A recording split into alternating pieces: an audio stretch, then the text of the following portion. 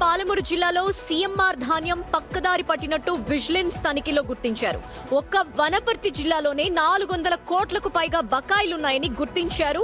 తెలంగాణలో 1 కాదు 2 కాదు దాదాపు 500 కోట్ల రూపాయల విలువైన ప్రభుత్వ ధాన్యం పక్కదారి పట్టినట్టు విజిలెన్స్ అండ్ ఎన్ఫోర్స్మెంట్ జరిపిన రాష్ట్ర వ్యాప్త దాడుల్లో వెల్లడైంది. ఈ స్కామ్ కి సంబంధించి దాదాపు 50 రైస్ మిల్లులపై క్రిమినల్ చర్యలు, రికవరీ ప్రక్రియని అధికారులు షురూ చేశారు. కస్టమ్ మిల్లింగ్ కోసం ప్రభుత్వం మిల్లులకి ఇచ్చిన సుమారు 90,000 మెట్రిక్ టన్నుల ధాన్యం మిల్లుల్లో స్టాక్ రూపంలో లేదు. ప్రభుత్వానికి బియ్యంగానూ తిరిగి రాలేదు.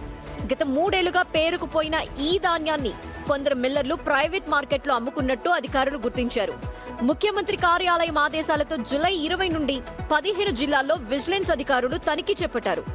బాధ్యులైన మిల్లర్లపై business section 316, 318 essential commodities act కింద కేసులు నమోదు చేస్తున్నారు. వీరికి 10 ఏళ్ల జైలు శిక్ష పడే అవకాశం ఉంది. అయితే అధికారులు నోటీసులు జారీ చేయడంతో ఇప్పటి వరకు దాదాపు 300 కోట్ల విలువైన మొత్తాన్ని రికవరీ చేశారు. కొందరు మిల్లర్లు డబ్బులు చెల్లిస్తూ ఉండగా మరికొందరు కోర్టులని ఆశ్రయించారు. తెలంగాణలోని మొత్తం 3,000 మిల్లుల్లో కేవలం 50 మిల్లులు మాత్రమే ఈ తప్పు చేశాయని రైస్ మిల్లర్ల సంఘం ప్రతినిధులు అంటున్నారు.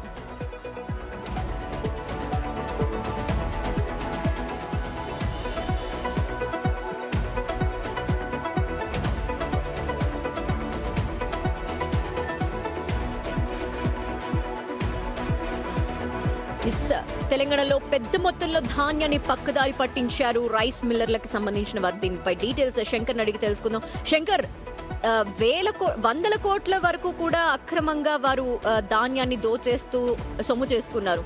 దీనిపై ఇప్పుడు యాక్షన్స్ ఏ విధంగా ఉన్నాయి? ఎస్ ధనలక్ష్మి, మొత్తంగా ఉమ్మడి పాలమూరు జిల్లాలో ఇప్పటికే కస్టమ్స్ అండ్ ఎన్ఫోర్స్మెంట్ దాడుల్లో కూడా అవినీతి భాగవతాలు రైస్ మిల్లర్లు ఒకటొకటిగా బయటకు వస్తున్నాయి. సుమారు 100 కోట్ల రూపాయలు ప్రభుత్వ ధాన్యాన్ని పక్క రాష్ట్రాలకు అమ్ముకుని ప్రభుత్వానికి చెల్లించాల్సినటువంటి లెక్కలు చెల్లించకుండా పూర్తి స్థాయిలో కోట్ల రూపాయలు కొల్లగొడుతూ అధికారులను పక్కదారి పట్టిస్తున్నారు. ఇప్పటికీ చాలా మిల్లుల్లో, వనపర్తికి సంబంధించి పెబ్బేరు దగ్గర కొన్ని మిల్లుల్లో, వనపర్తిలో కూడా చాలా చోట్ల విజిలెన్స్ అధికారులు తనిఖీలు చేపట్టారు. కానీ వాళ్ళు మాత్రం అది క్లియర్గా లెక్కలు ఉన్నాయని చెప్తున్నప్పటికీ గతంలో ఉన్నటువంటి లెక్కలకు ఇప్పుడున్నటువంటి లెక్కలకు పూర్తిగా విరుద్ధంగా ఉంది. ఇక పాలమూరు జిల్లాలో సైతం చాలా చోట్ల విజిలెన్స్ దాడులు చేపట్టారు. ముఖ్యంగా వనపర్తి జిల్లాలో దాదాపు 400 కోట్ల రూపాయలను ప్రభుత్వానికి చెల్లించాల్సి ఉండగా పూర్తి స్థాయిలో పూర్తిగా ఇది ఇప్పటికి కూడా అమల్లోకి రాలేదు. ఒకవైపు దాడులు జరుగుతాయి, అవి తూతూ మంత్రంగా ఉంటాయి.